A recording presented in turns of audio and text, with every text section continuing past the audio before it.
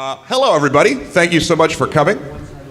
Real quick, this is going to be a live recording of our podcast, the only podcast about movies. Of course, there's an asterisk you see there. I don't know why it's there.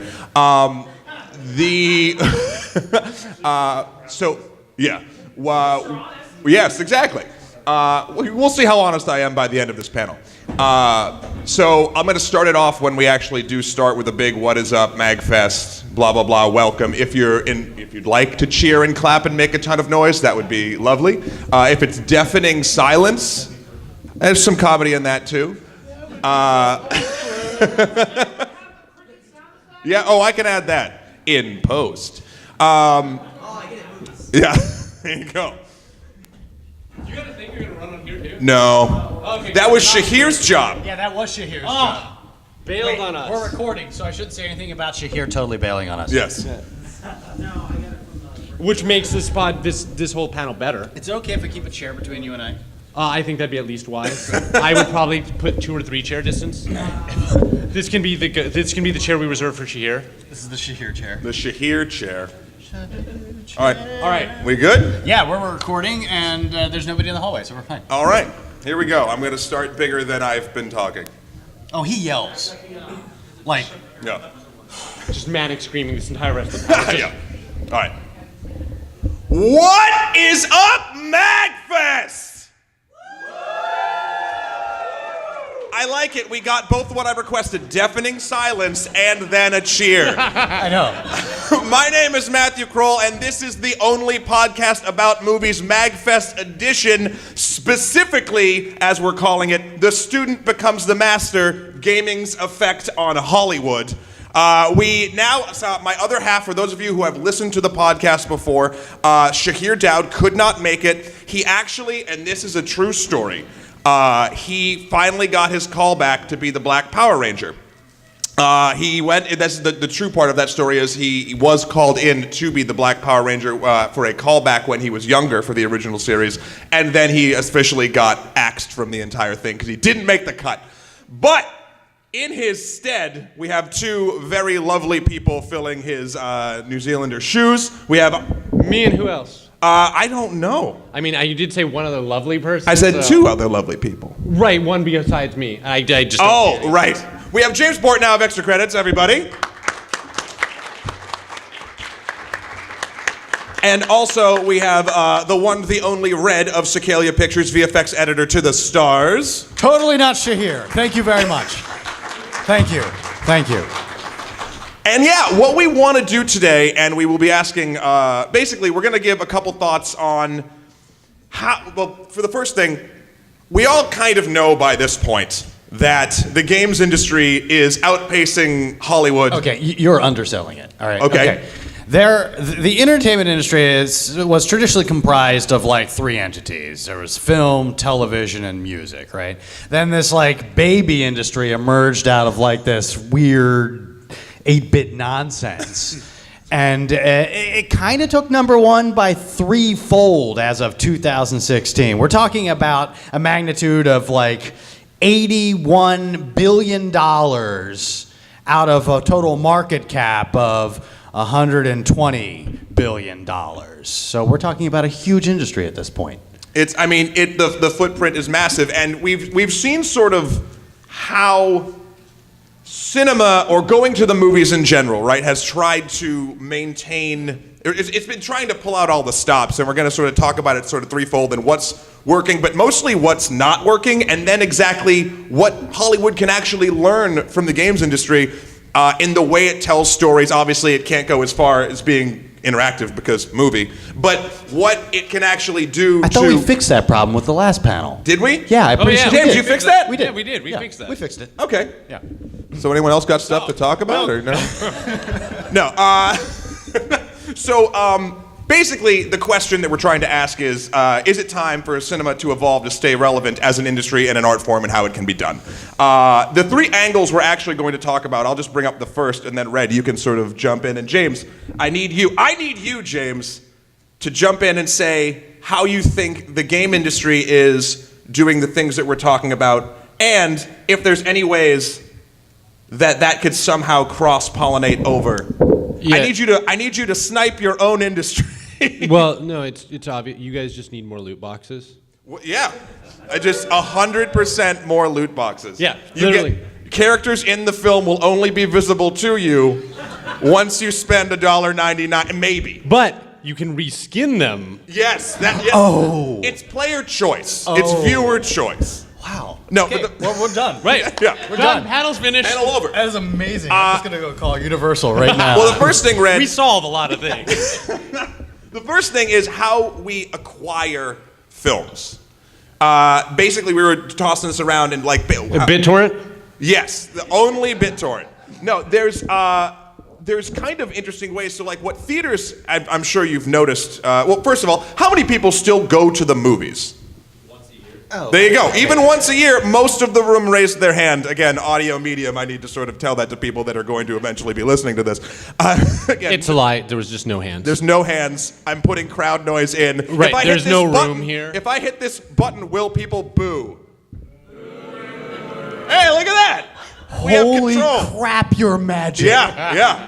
Audio is magic. But theaters have been trying to trick us back into it because the market share has gone into your living room, either games or even watching films at home. I know my setup at home, I have a much better time watching films than going to the movies half the time, and it's the evolution of how it's gone down. They've tried 3D. How many people are fans of 3D audibly? Can you cheer for 3D? Okay. Thank you. Yep. Thank you. I think there was a fourth one. Thank you. Let's go down the line of tricks that they're trying to do to get you to go into the theater that you supposedly can't do at your house. How many people have been to and are fans of 4DX? Oh. Have you heard? Okay, one, two. Two people are kind of fans of 4DX. 4DX, for those of you that don't know, I think Regal is doing it. Yeah.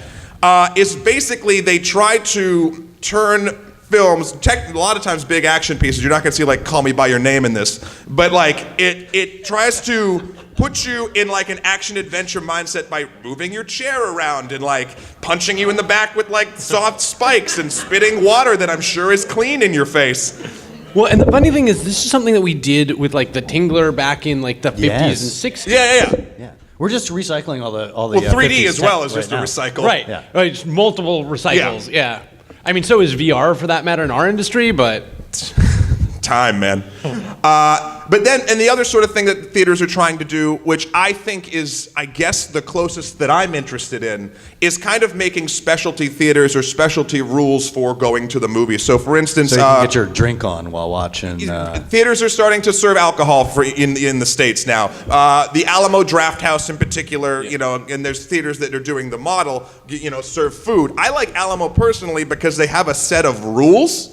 How many people have been to the Alamo Drafthouse? Yeah.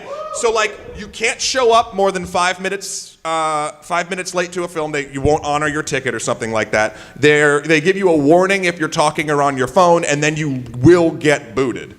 In a general theater, I went to go see The Shape of Water, and there was a screaming match between assigned seats, a woman who was in the wrong seat and a woman who bought the seat she was in. And it turned into the ugliest entire theater sort of experience. They had to restart the movie because this drama Wait, that played wasn't through the the trailer. Cinema 4D experience? Well, yeah, that's the Cinema 4D experience. So they're trying all this different stuff. Has any of this, at least to begin, drawn either of you back into wanting to go to the movies more? So just to clarify, are we talking specifically in this panel about what the movie industry can learn as what I see the modern movie industry catering mostly to a home entertainment environment, a Netflix, that sort of environment, or are we talking about how we get people back to cinema? Did you just enter the cheat codes to our own discussion? You did. This went to level 3 for no reason whatsoever. Well, I'm actually trying to make this as hard as humanly possible for you guys. You guys have not leveled all the way up to 3. Well, the thing actually, we're going to be talking about both. This is sort of the specifics of how because initially when a new film comes out, mostly, unless you're talking about the Netflix model, and we will be talking about Bright, Okay, good. The way we see films first is at the movie theater, or that's what Hollywood would like us to do. That was the traditional. Most of the time. I mean, even Dunkirk, they were talking about how they didn't want you to watch that like on, and rightfully so, like on your phone. Let's just talk about like directorial intent and things like that. No director really wants you to watch a movie in an environment in which they absolutely can't control the vertical, the horizontal, and everything. I mean, there's going to be no artist of any kind that, because to be an artist, you have to. What I'm saying is there's ego involved here. Sure. Okay? And nobody wants you to experience their art except exactly how they want you to experience it. But all art students and basically any living individual, actually, I'm going to go with even just everybody, and no discrimination here, no zombies included. Everybody knows that art is not solely defined by the creator.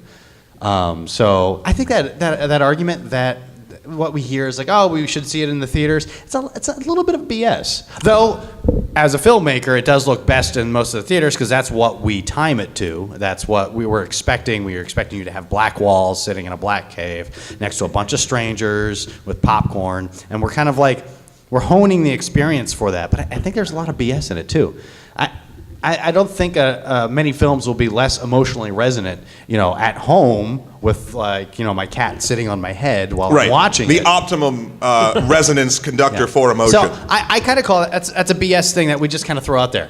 Yeah, honestly. No, I mean I agree with that. The thing that I was going to sort of transition into is, so we've talked about all these different, Hollywood wants you to see it there. They're trying to get you in the theaters. The things that I feel like James, you talked about on a couple panels, I think even last night, late at 1 a.m. maybe on the EC extra panel.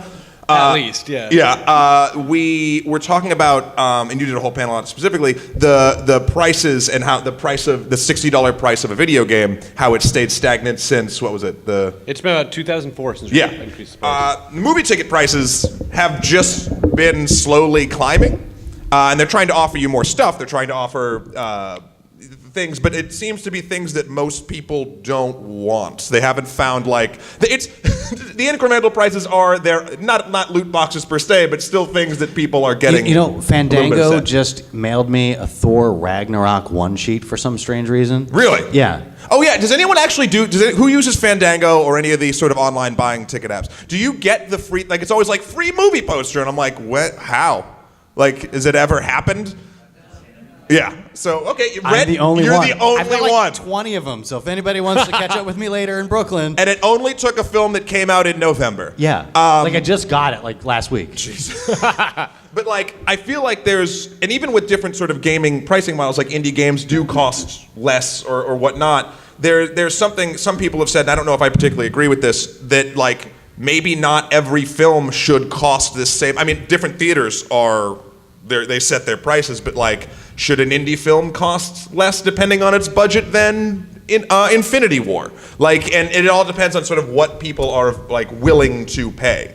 That's sort of an idea we've floated that doesn't quite, I don't think that lands entirely, but a lot of this panel is going to be ideas that work well on paper. It's going to be a hot mess. Yeah. The other thing, though, sort of aside from how we get films, and the thing I think we can really start to learn from games in particular, is where we are experiencing the films. We touched on that a little bit about watching phones or at home, but gaming has now basically pushed forward very quickly streaming culture. You can now watch people, you can watch the extra credits stream on Twitch. You can watch any of your favorite Twitch people playing games, having fun. You get to interact with them. The art that they are doing or the experience they are having, you are now a part of. And there's no real correlation that we can find in that level of interactivity, but the way that we actually are experiencing story is now the same type of thing being beamed directly to us via Netflix, etc. Can I open this up a little Yeah, bit? please. Okay, I'm just going to take this idea and open up a little bit. One of the things I think many people enjoy about Twitch is that it becomes a collective experience. Yes. Okay? And there's an analogy there. When you go to a theater and you're watching a comedy, you don't laugh by yourself. You laugh with a bunch of other people. There's kind of this unspoken agreement that we're all here enjoying the same thing in a movie. Twitch, it's much more verbal. You can actually, chat in a chat box. But I think that there's a large there's an opportunity here to maybe update the theater experience, because we like watching movies with friends. But I have 4 friends in total. None of them live in my borough. Only one of them live in my state, I think. So I would love to watch movies with friends across the way. I think there's an opportunity here. Didn't Xbox try that? Yeah. What's an Xbox? wait, is that an X-Man It's the box thing? your phone came in. No, Xbox did a thing when Xbox Live first launched with on the 360. They did a thing where there was something like you could watch a film. Am I crazy or does anyone else remember this? You had your little avatar and you could have 4 people and sit in a theater with them. And could you talk? Was there voice chat? I believe so. Yeah. Talking over a movie is awesome. Yeah, I know. That's the other thing. But I feel like that's the direct mistake. I think. Well, what the you're direct saying, translation. Yeah. But I want an experience like that somehow. It's up to smart people, not me. So it's interesting to me because this actually brings me sort of to what I think the main thing that film can learn from games. And you guys can correct me if I'm wrong on this, but a lot of the film marketing I see is talking at the audience, whereas in games, the goal is to get the audience talking, right? Yes. And to create a conversation by the community. This is why we have community management. This is why we have forums. This is why we're involved from game companies in the forums and why we run the forums, to have this space where the community is having that discussion, where the community feels part of the art and the thing, versus when you see a trailer or especially press releases from movie companies, it all seems them telling the audience either about the movie or how they're supposed to think of the movie instead of getting the audience to talk about the movie. No, you're touching on something that actually you sparked a thought, just one thought. One. I only have the capacity for one thought. I was going to say, that is your quota for the entire panel. That's it. I'm done now. No. Last night you said that the audience is also an artist. Yes. In For games. Video games. And I sat there and I wanted to disagree with you. Because historically, the audience on any visual medium has been the audience. I think, sadly, cinema as an industry, not as an art form, has moved away from this, and we are being told what to think, partially because we've stopped thinking. No, I apologize. Partially because many of us don't think critically about our films. We will read the reviews going in, and we'll say, "Oh, I liked it," or "I didn't like it." The trailers will be like, "Here are the best parts of the film." It's already digested for us. You know what? I mean, this is insane and it's not correct. What I miss is going out to Denny's or a coffee shop after a late night film and talking through it with my friends. Yeah. If your cinema actually had a diner, right, and you knew everyone there was ready to have this conversation, that would be rad. That's an excellent idea. I hope AMC is listening. No, because this is a little bit of a side thing, but it's 100% exactly what you're thinking. I personally love going to the movies by myself. I get to experience it, and it's wonderful until the end, and I'm walking out, and I see everyone who's there with a significant other or a friend or a group, and they're all chatting on the way out. And I'm just like, oh, I missed out on this. This is the moment that it's all in my brain. If there was a designated place to get a cup of coffee or a drink or food just right after, literally exiting through the gift shop, you have to sit down and order at least an appetizer or some shit. That would be... Your ticket comes with a random appetizer? Yeah, you get a random appetizer. You don't get to pick. And then groups will form based on what type of French fries are at the tables that you like. That's awesome. That's a really good. See, Design. I knew you would see. You're fixing everything, James. Something that. So even with the way that things are now. How do I put it? Well, the bright analogy we were talking about earlier. Sure. I'm sure everybody here knows about Bright, but I'm just going to break it down in case there's like me who doesn't know about Bright. This is going to go well, right? So Netflix is notorious for not giving any numbers, any metrics by which they measure their success. It's infuriating for traditionalists like myself, even though now I'm actively employed by Netflix, to figure out what it is, what factor it is that the audience determines success. Nielsen has attempted to give us an approximation of the ratings or how often people watch or what the estimations are for like live consumption of this. So we know that Bright was greenlit literally 3 days, Bright 2, the sequel, the search for more Bright. Brighter. Yeah. It's like I can't even write. I don't even know why I'm just It was greenlit essentially 3 days after Bright's release on Netflix. We're talking about 3 days. There's not enough time for pre-development or script doctoring or even calling the actors at that point to see if they want to do a second. They've already analyzed this stuff, and if it only took 3 days of audience watching for a projected $100 million budget, sequel is going to be that plus 35% easily, if not 75%. There's a real power now, I think, that's been brought on by streaming, by Netflix, by Amazon, by Hulu, by Twitch, by Let's Play, all these things. The audience now has become the de facto curator about future content before you even know what it is. Those metrics are being hidden from us. Yeah. We don't have the metadata to understand our own choices. We have to start being very selective about the things we binge watch. Otherwise, we will be creating a situation where Bright 14 will be releasing in your home very, very soon. Well, it kills me some of the things that they have recently canceled on Netflix and yet are going for Bright 2. And I'm not sure that they understand. I'm curious to see how Bright 2 will do because it's the internet. A lot of people want to see a train wreck, but they want to see it once, right? Yeah. Yes. Like, this is something that everybody heard. This is one of those things that everyone was told was so bad, it was hilarious, right? I'm not sure anyone wants the sequel to that. See, now, my adventure partner, Anastasia, brought up a good point. I watched it, and I did not stop watching it. I wasn't in those first 3 days, but I watched it. I'm willing to bet that a lot of people here, maybe not in this room, but in this building, because it's a big building, it's a safe bet, watched it, thought it was mediocre, okay, but it had problems, didn't turn it off, and watched the full thing all the way down to the credits.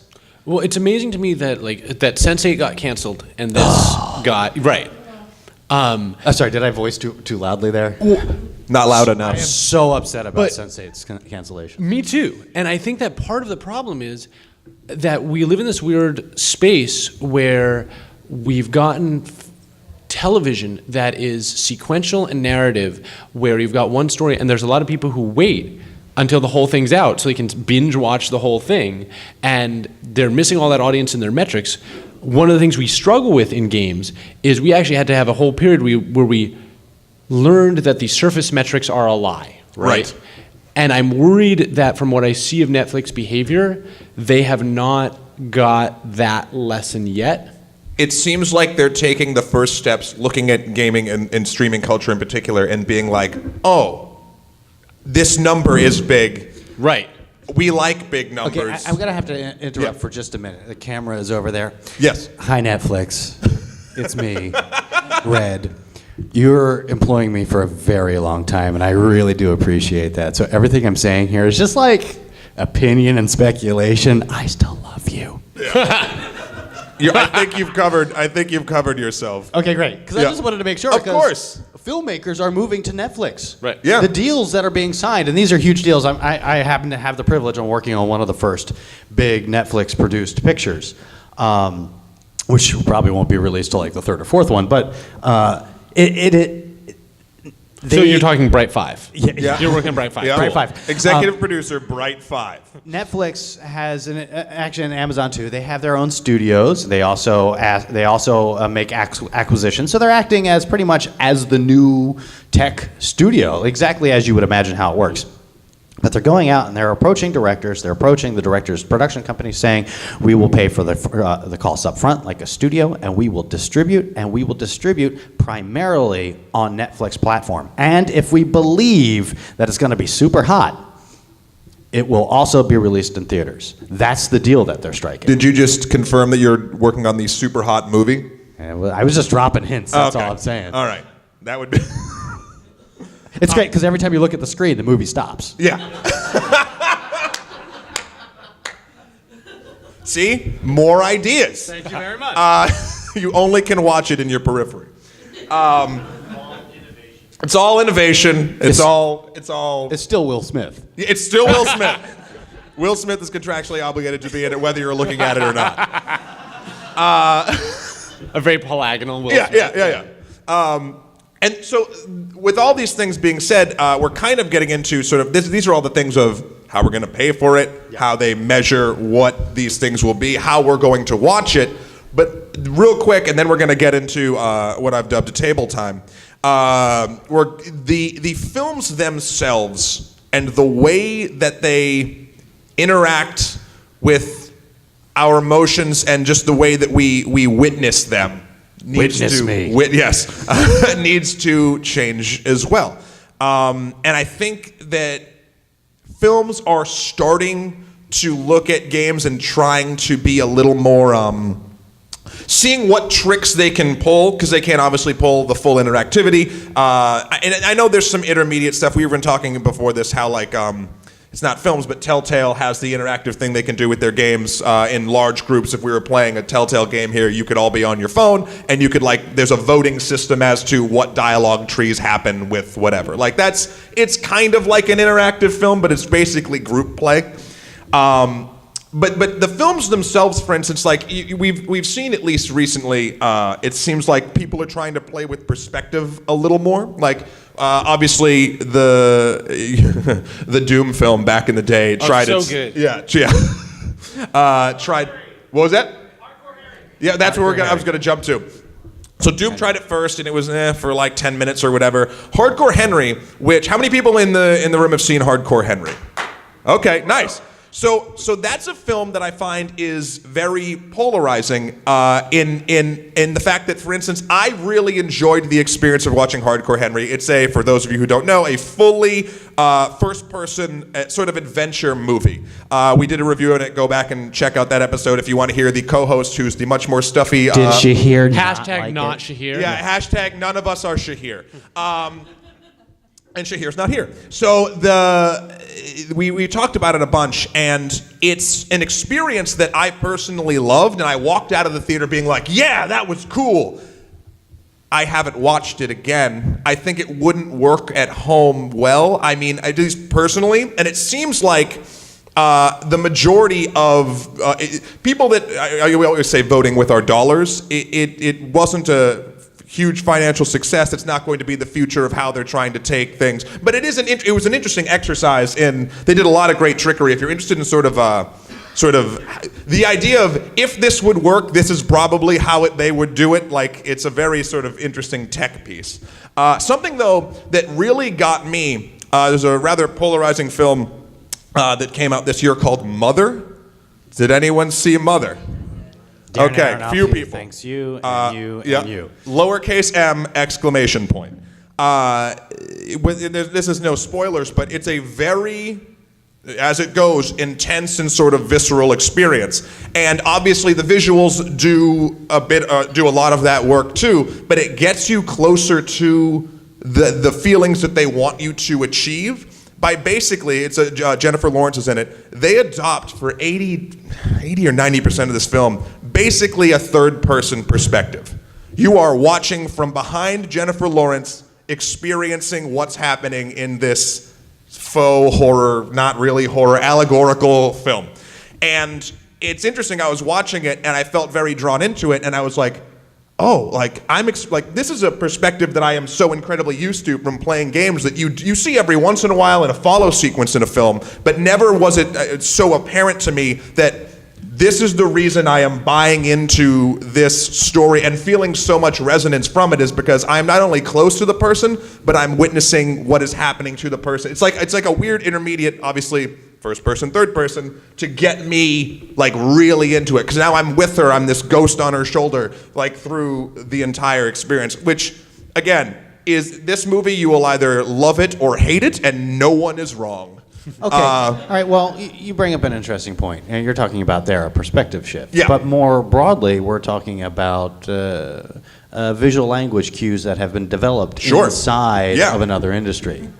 Are there other visual language cues, that shorthand that we can use to help tell stories inside of the cinematic landscape? While I'm giving you time to think, I will just ramble a little bit about a story. So we all know the word trope, and we know what the word trope means, and we use it very kind of casually when we talk about things. And often it's in a very, it's in a negative assessment of something. But tropes are important, especially to cinema or any story-driven medium, because it's a cultural shorthand. I don't want to get all like young on you, but we have these common collective points of references that we use. And since film is both picture and sound, thanks talkies, we've developed a lot of shorthand. But I feel that the development of the shorthands, I don't want to say the intellectualism of film, but let's just say the user, the audience, vocabulary. You're talking about like literacy, film literacy, or yeah. It hasn't expanded. Realistically, it hasn't expanded since the 70s, and I'm wondering if that's because we're playing it safe, and there's another medium out there that has maybe done it a little, done more to push it forward. Maybe the student has become the master in this sense. So, with no further ado, gentlemen. So, in terms of visual stylistic choices, I am not sure, since filmmaking is not my forte, but there's a bunch of very strange things we do in games, right? Interestingly, so we have the cutscene, right, where it is completely stylistically different than the thing that just happened before. And yes, we also take away interactivity a lot of the time, whether or not that's for the best, but we do a total break. You'll see cutscenes that all of a sudden become anime, that become true CG instead of and pre-rendered CG. And they tell the audience, this is the part you're supposed to pay attention to, right? Mm-hmm. And so we do this thing that I've never seen in a film, where it just spontaneously totally breaks the style that it was in, jumps to a completely different style for 2 minutes to tell the audience, listen now, and then goes back to doing the thing it does. So that's certainly a weird place. I was trying to think of, is there an analog in film? There are the tail end of, say, actually the people inspired by the French New Wave started doing breakaway things like that, but it never really hit big. I'm trying to remember, there's a... This is where you need Shahir. Is there something to be said about films that I'm trying to think of one off the top of my head, but where there's a character moving along and you're watching most John Cusack movies where the story will be happening and then he turns and breaks the fourth wall and starts talking to you, like I'm thinking High Fidelity or whatever. True. That's sort of like the action's happening and it wants you to watch it, but then this or he looks at the camera and he starts telling you what he's really thinking. That could be something like that, but I don't know if it's, I don't know. Right. The what? That's true. Yeah. Or are you talking something like with Ren Ishii's backstory? Oh, Ren Ishii's backstory. I mean, so one of the ways we're in style and she's Right, for again audio listeners, we've got a lot of download. One thing I'll say real quick, and then we will get to table time. There was a call from the back from Run Lola Run about switching to animated sequences that definitely grabbed your attention far more, and kind of, I mean, it's been a long time since I've seen Run Lola Run, but that I feel like it was almost like a grabbing your attention is almost like a reset button to kind of get back. And well, actually, here we go. That ties into this. Who saw Edge of Tomorrow? Yeah. Game Mechanic, right? That's Game Mechanic, the movie. Right. That they took it and made it into a story point, that seems like a one-trick pony. I mean, Run Lola Run did it to a point, and a couple of movies have as well. But that's a mechanic that they took from video games. So. More than mechanics, we're talking stylistic things. Yeah. One of the things I found super interesting, which I didn't think was possible until recently, but in games, because you have so much time in the environment, we do a lot more environmental storytelling, where the background of the scene will tell you as much as the action in the scene. But recently watching Legion, there was a lot of that going on, right? And to figure it out, Black Mirror does this a ton, right? Where if you ever go back and rewatch the Black Mirror episodes after you know the twist, you'll look at those things and say, oh my God, there's all this stuff like implying and setting this up going on in the background. And then you'll realize, I might not have consciously seen it, but my brain did, right? Like the first time through. And I think if we can train an audience to see more of that, that might be an area where we can sort of, in games we use it to pack more information per second, right? Right. Or to pack information into a sequence in which an action sequence is also going on. Now, how are they able to really pull that off? Let's dig into that for a minute. Okay. How are you able to layer that much information in? Especially, my job is to actually remove as much information as possible. As an editor, I have to distill a scene down to its essentially whatever is the most resonant portion of the story, and I'm confused how a game is able to do that. Where have I been doing it wrong this entire time? Yes. Oh, All right, good, soft. Moving on. And again, thank you, Red, for coming. You've been voted off. Get back up here. The last film I'm going to bring up, because I think it's a weird thing, and then I'm going to put it to you to fix this for us. Is who's seen Jumanji: Welcome to the Jungle? Okay, I like the fact that as many people in this room saw Mother as saw Jumanji. Yes, well that gives me hope. Yeah. does it? I don't know. Maybe Equilibrium. How many people saw the crossover movie of the two? Oh no! Yeah, there we go. One in your mind. Jumanji does the Edge of Tomorrow thing, but like explicitly laying out the rules of a video game to its audience that might not be entirely literate. There's a scene in the film where they're in a van once they're like trapped in the game, and They explain what an NPC They is. explain what an NPC is because the driver of the Jeep or whatever just keeps repeating the same shit over and over and they use it for comedy and it's fine. But that's literally just like calling out game. Like, But I think that's also a part of audience education. You know, Sure. Now, as an example, my mother knows what an NPC is. She would be irritated at that scene, but my aunt of the same, actually younger. Okay. Sorry, Mom. Oh no, I'd be more worried about that than Netflix. Yeah. Hi, Mom. Is Netflix younger than both your mother and your aunt? It's you never discuss mega that's fair, that's fair. corporations' ages in public. But I think we're still in this weird age of like you have to educate an audience. You can if you go out expecting everybody knows everything, you're going to fail. Every once in a while, you have to belt out the cheap seats. It's a joke, and I don't think it works because it's an awful joke. Sure. But I understand the thrust behind it, which was, you know what, there's going to be a good chance that the parents watching with the kids aren't going to necessarily know that this guy's an NPC right off the bat because they're not expecting that in a film yet. Sure. Yeah. Okay. Not saying it was done well. Right. Okay. So now we've just been thinking of things on our own off the top of our dome here. If anyone would like to come take a seat at the table with the microphone, we don't have a stand, so I was like, ooh, it's gonna be like a pitch meeting so much on how you might fix this problem for Hollywood. And we have a person coming up right now. Welcome. Hi, how you doing? So my name's Dale. I'm an aspiring editor myself. Excellent. I wanted to go back to when you mentioned about getting the same experience watching at home than or even a better experience. I think I have to disagree with you on that. I'll use Last Jedi as an example. Okay. There are two shots.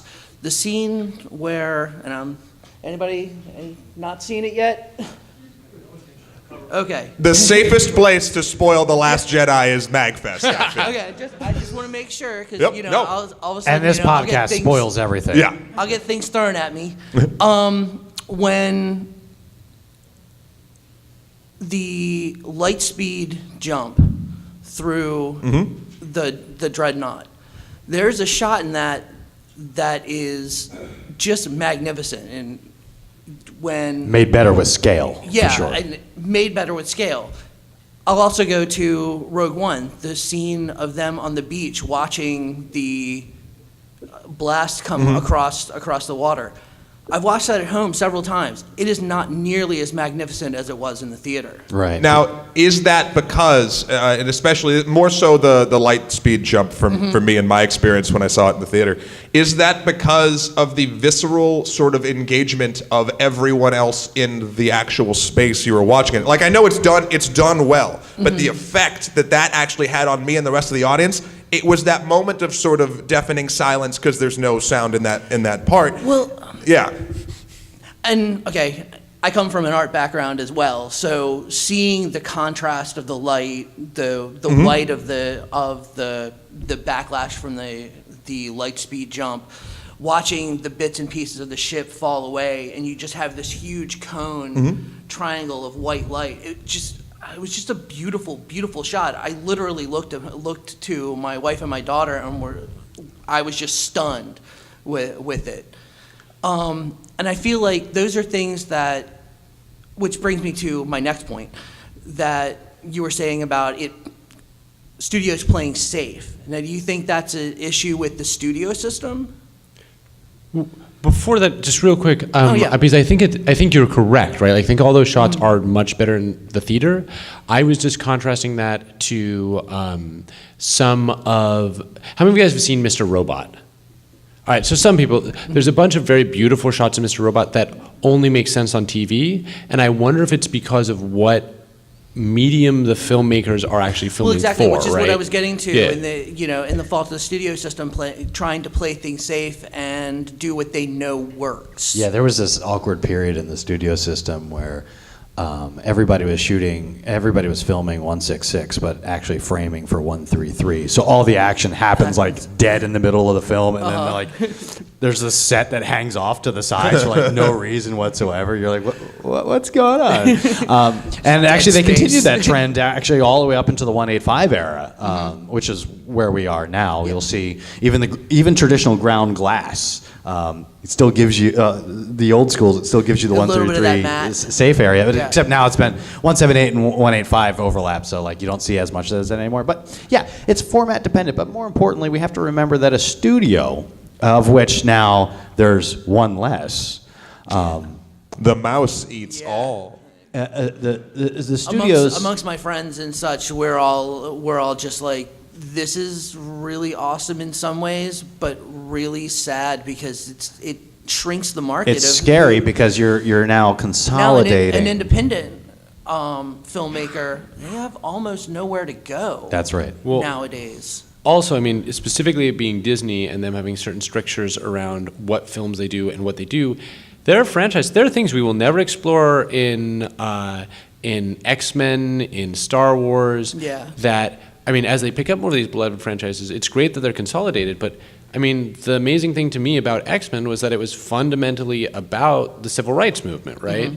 Yeah, Yeah. we're never really gonna get that story from Disney, Yeah, right? probably No, not. we're not. Yeah. As Not much unless as, they as make much as I'm another- looking forward to X-Men coming back to Yeah. to under the Marvel fold. Yeah, I'm a huge X-Men fan. Not a big fan of the movies. I'm worried about what's going to happen. And you should be, because a studio's Be afraid. job is to make its board Yeah. money. That is the studio's job. The studio's job is to earn money. The studio will earn money by making the most safe bets that it can. That's not to say there aren't inspired people at the studio that will champion smaller projects. Every studio I have worked for has championed smaller projects at a significant loss because they believed in the merits of the filmmaker and the merits of the film and the importance of maintaining a living, breathing artistic community that inspires and ultimately infuses itself into the bigger industry with techniques that haven't been thought of before, with experimental ideas, with narrative design, all of these things. Any improvement you see on the big screen at your Cinemaplex is because somebody on an 8mm, a 16mm, an HDV, a little red mini, they did it first, and that's what inspired the, okay, you know what, this is cool and it'll work for everybody else, but we gotta put the Rock in it. Yeah. Right. Well, and Vin it just Diesel. just Vin Diesel everywhere. And that's kind of the reason why we wanted to have this discussion and this panel is because they are going to look. Disney's going to own us all, and it's sad, and we will be getting sort of maybe safer things as we go along, but there will still be innovation even in small wings of it. Oh yeah, we're totally gonna get finally Kingdom Hearts 3, and we're gonna have a Luke Keysaber versus Wolverine Keyclaws fight. It's gonna be amazing. Exactly. That's 2020 innovation. But I think yeah, Red is in awe. Mind But they're blown. gonna And Cloud will be in there too. It'll be great. they're gonna since they have been looking for this innovation in sort of some of the right places, most of the wrong places, and they are going to look to what makes the money now. Yeah. And games make the money now. Well, I mean, when we're talking about Bright, we're all aware that Bright is Shadowrun, right? Yeah. Like, okay, good, because they're just taking game IP, not actually bothering to license the IP, Yeah. and running with it. And I mean, it's funny because even for people who don't, it's catering by putting an orc in it. They're catering to a game audience, Yeah. right? Yeah. So lightning round for you at the table. Okay. Pitch us a gaming idea, or something from the realm of gaming that could save Hollywood. Oh man, I agree that's really, really hard because of the nature of gaming and that interactiveness, it's almost like being an editor. You're an editor of the game because you're able to make choices, which is something you don't get from a film media where you're just a patron, you're an audience member. So it's like I would love to see Mass Effect on the big screen. I'm a huge Mass Effect fan. Sure. It's going to fail. Because everybody is like... Honestly, you already made the best Mass Effect movie that could be made. That's the Exactly. truth of it. Honestly. Which is exactly my point. Yeah. Well, Why? for that truth, and because you really enjoyed the scene in Star Wars where the thing went really fast. Oh, here we go. Oh, this is my favorite moment of all of these. You, my friend, will receive a copy of the Need for Speed Blu-ray.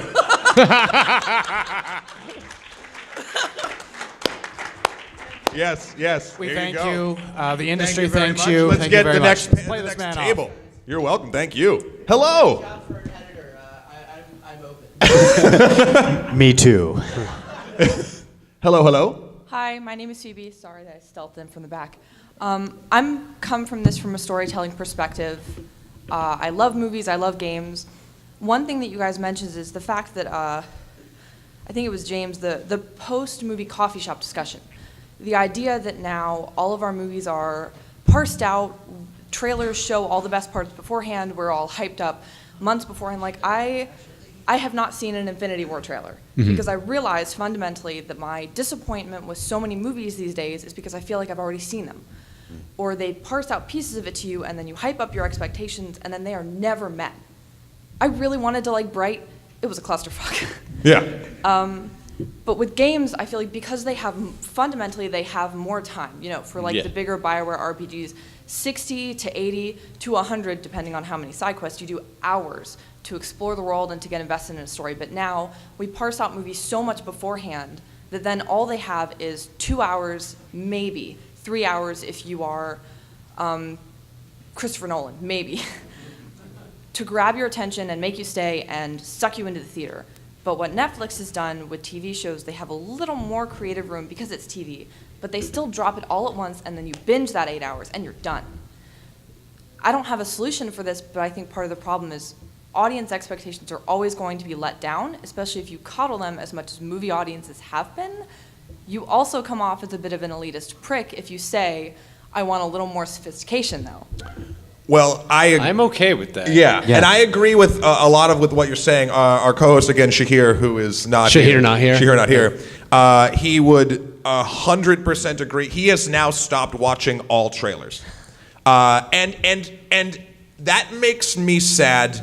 But he and you and people who choose to do this are not wrong. You will get more from Infinity War by not watching the trailer. Fade to black. So Fade up. Fade down. Oh, okay, thank you, Red. But I'm hoping that's actually the whole trailer.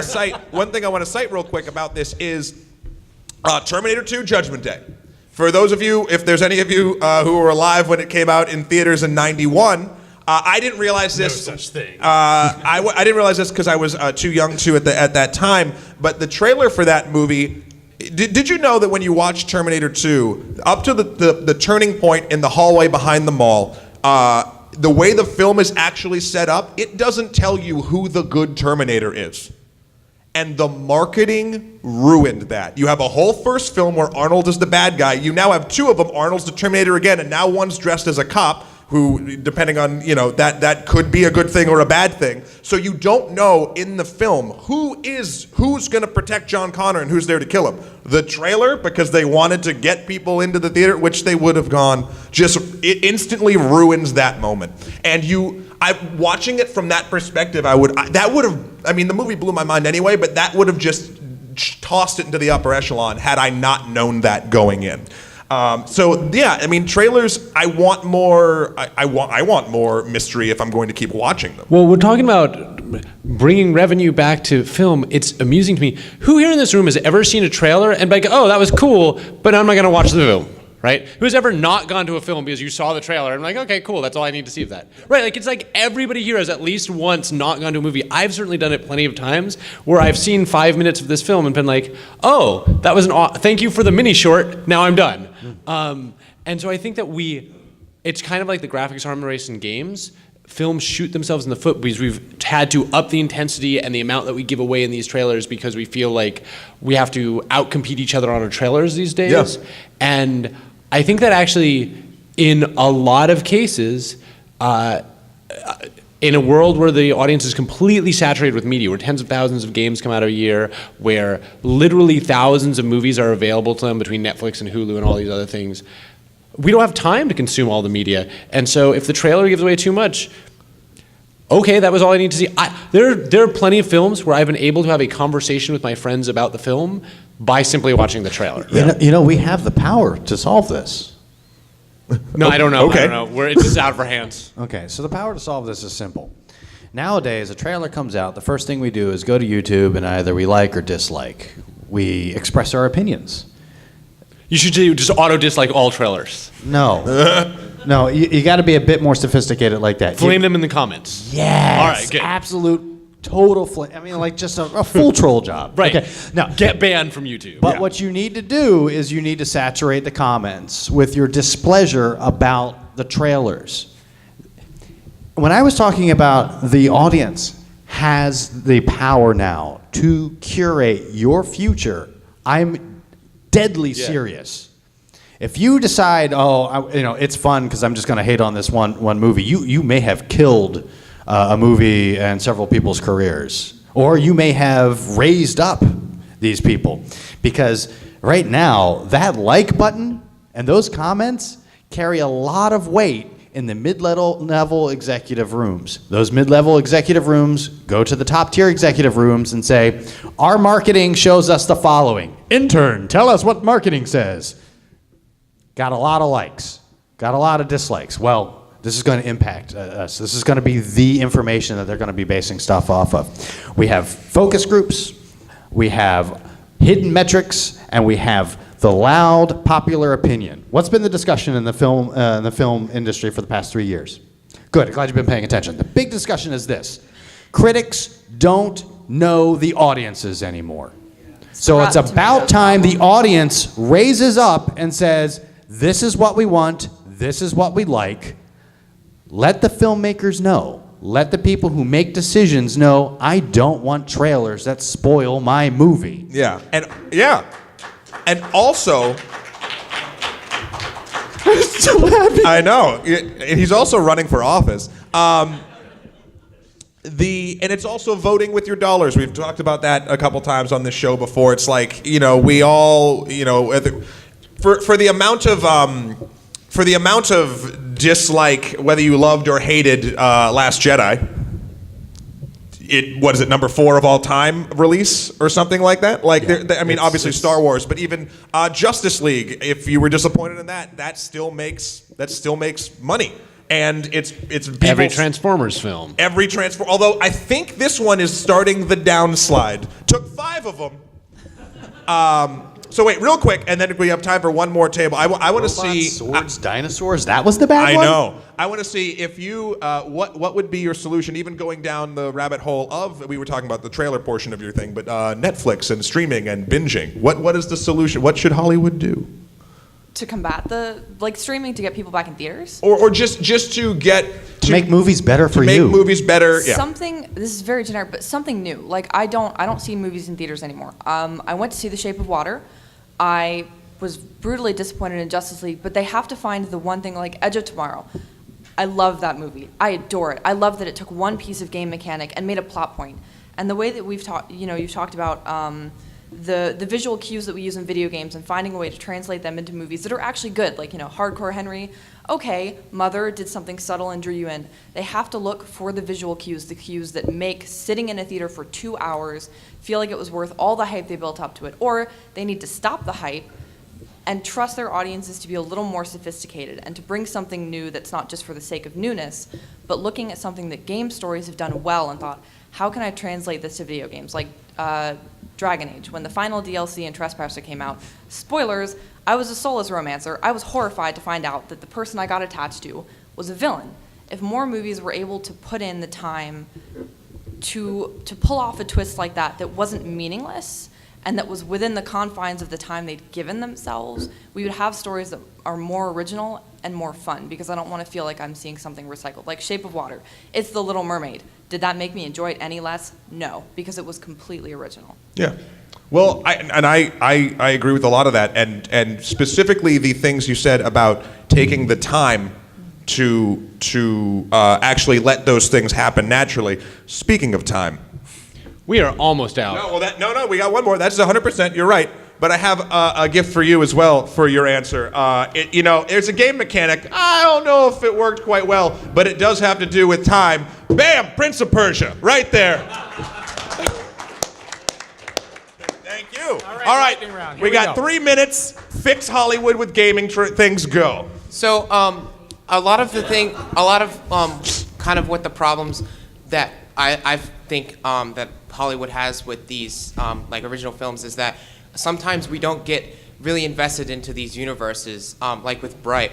And one thing I see with games is that we have a lot of expanded universe material. Like with Overwatch, you had the animated shorts that came out before the game. Those things got you invested in the universe, and they were like, oh, I like what's going on here, before the game even came out. So I think,